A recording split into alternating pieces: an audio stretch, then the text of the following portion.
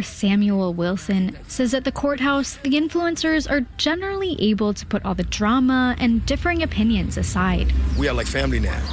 We all came here for one goal, to cover this. We all talk, we all interact, we all go eat. Wilson considers himself a Combs supporter. When I park my car, that's the last music I'm playing there, you know what I mean? Yeah. So, I'm a big fan. I'm a big fan of Sean Combs. What are some of your favorite songs? Oh, man. All About the Benjamins. Wilson came all the way from Las Vegas for the trial. And now he's planning to stay.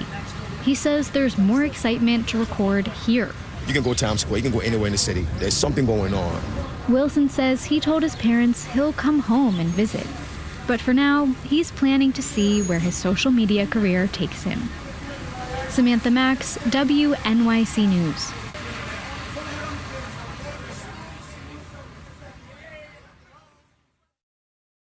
Every day, WNYC is working to get closer to New York and to New Yorkers.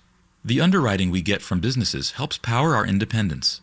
Learn how your organization can join in at sponsorship.wnyc.org. On last week's Wait, Jeff Hillard doubted he would buy the new Trump phone. I fell for the steaks. I fell for the college. I fell for the ties. Fool me once, then you can do it 3 more times. But that's it. Yeah, that's it. I'm Peter Sagal. You can trust that you will enjoy this week's show with special guest Anna Kendrick. That's this week's news quiz from NPR. Tomorrow morning at 11 on 93.9 FM and AM 820 WNYC. Marketplace Morning Report is next, and then later on Morning Edition, the Trump administration has revealed new details about the preparations for U.S. airstrikes on Iran's nuclear program. They accomplished hundreds of test shots and dropped many full-scale weapons against extremely realistic targets. But they still haven't provided any evidence to address growing concerns over the extent of the damage. We'll have more on that in about 15 minutes.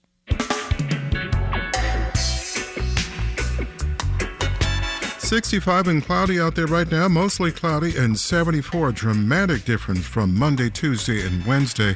Tomorrow, showers likely, possibly a thunderstorm in the morning, then showers late into the afternoon, becoming sunny and mid-80s.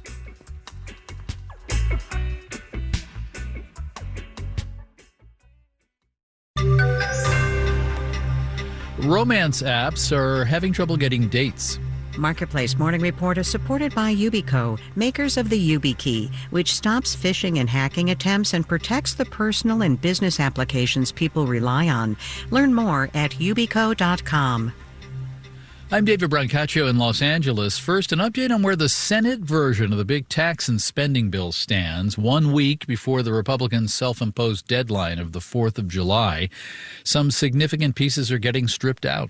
Republicans dropped the so-called revenge tax from the bill that would have taxed foreign companies doing business in the U.S. There were fears the tax would discourage foreign investment. It would have applied to companies from countries that impose taxes on U.S. firms, such as a digital service tax aimed at American tech giants. But the revenge tax was dropped at the request of Treasury Secretary Scott Bessent. In a post on X, Bessent said the revenge tax wasn't necessary because he's worked out a global tax deal that will defend American interests. A provision in the bill on Medicaid was struck down by the Senate parliamentarian who said it violates Senate rules. The proposal would have limited the taxes states can charge healthcare providers. The taxes can boost the amount of money states get for Medicaid from the federal government. I'm Nancy Marshall-Genzer for Marketplace. The chair of the White House Council of Economic Advisers, Stephen Miron, is suggesting the Trump administration could extend the July 9th tariff deadline for some countries. You don't blow up a deal, he told the news site Yahoo Finance, that's making good faith, sincere, authentic progress by dropping a tariff bomb on it, unquote. Players in financial markets are taking this and signs the U.S.-China trade deal is on track as bullish. Dow, S&P, and NASDAQ futures are all up about 0.25%. The 10-year interest rate is up 4.27%. There are more signs the bloom is off the rose for the dating app business. Bumble says it's laying off nearly a third of its employees since the company's launch of its stock back in 2021. Stock prices have fallen about 90%, $75 then, $6 and change now. Marketplace's Elizabeth Troval has more on what ails the swiping for affection industry. Millennials like BU professor Catherine Caduto remember when the apps were the shiny new thing in dating. Now, more than a decade later, you're dating on your phone, but you're also probably working on your phone. You're ordering food and groceries. You're doing all kinds of things. And so I think that also reduces the novelty. Caduto says people are reluctant to pay for revenue-generating dating app subscriptions that give users perks like unlimited swipes, especially when paying for that subscription does not guarantee you dating success. Economic uncertainty felt by younger users may also be affecting subscriptions, says sociologist Jess Carbonneau, who previously worked for Bumble. It could be contributing potentially to how individuals feel in terms of their desirability, particularly for men. And dating isn't cheap. Carbonneau also says the 18 to 24-year-old demographic who were key to dating apps a decade ago aren't as open to relationships these days. There is a significant lack of engagement in romantic partnerships at younger ages. But she says once this demographic matures, she expects they will be using dating apps to find their match. I'm Elizabeth Troval for Marketplace. Marketplace Morning Report is supported by MarketWatch. From housing prices to inflation, the market is uncertain. MarketWatch has tools to help navigate the road ahead. MarketWatch, don't short yourself. And by This Old House Radio Hour podcast, answering listeners' DIY and renovation questions and diving into home design trends, available in podcast apps.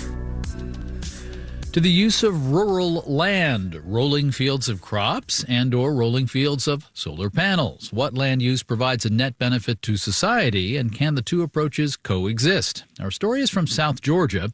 Emily Jones of WABE and Grist reports. On a vast property in southwest Georgia, Tyler Huber is raising sheep. Come on, girls! It's morning, but the notorious Georgia sun has already been beating down for hours. It is incredibly hot. The sun is just unavoidable. And the fact that they've got, shade every 15 feet out here, it's just the ideal environment to have shade so close. Shade from solar panels, using that same relentless sunshine to generate energy. The sheep, in turn, have a job to do. They cut down on mowing costs.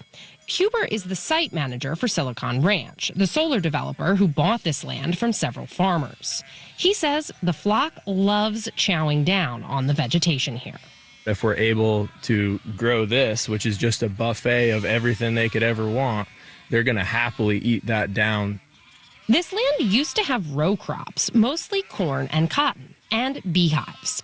Now, you can't grow corn and cotton under solar panels, but this is still farmland for sheep and bees. Lisa Davis with the Lee County Chamber of Commerce says that's different from what many expect when farmland gets sold or leased to solar companies. They envision in their head that you've got these, big excavators and you just move everything out, and that is so not the case. Solar development faced opposition in Lee County from residents and county commissioners worried about losing farmland they rely on and love. But a study found that the financial benefits to taxpayers outweigh downsides. That's because farmland gets a tax break in Georgia. Farmers pay on just 40% of their land value. But the county can collect the full 100% on land used for solar. Davis says that can make a huge difference for rural communities. They're never going to get big manufacturers or a lot of big commercial. So the opportunity for having a solar project can mean a lot. Loss of farmland is still a major concern. The American Farmland Trust estimates that nationwide 2,000 acres of farmland are lost to non-agricultural uses every day. But Mallory Osteen, who leads the Trust's efforts in the Southeast, says solar isn't the main culprit. A lot of what we see in terms of farmland conversion pressure in Georgia is actually due to low-density residential development. For many farmers, solar is a way for them to hedge their bets, a reliable way to profit from their land even when weather or disease hits their crops. In Lee County, Georgia, I'm Emily Jones for Marketplace. Our executive producer is Nancy Fargali. Our digital team includes Antoinette Brock, Jamila Huxtable, Emily McCune, and Dylan Miettinen. Our engineers are Brian Allison and Rachel Breeze. In Los Angeles, I'm David Brancaccio, and we're from APM, American Public Media. WNYC support comes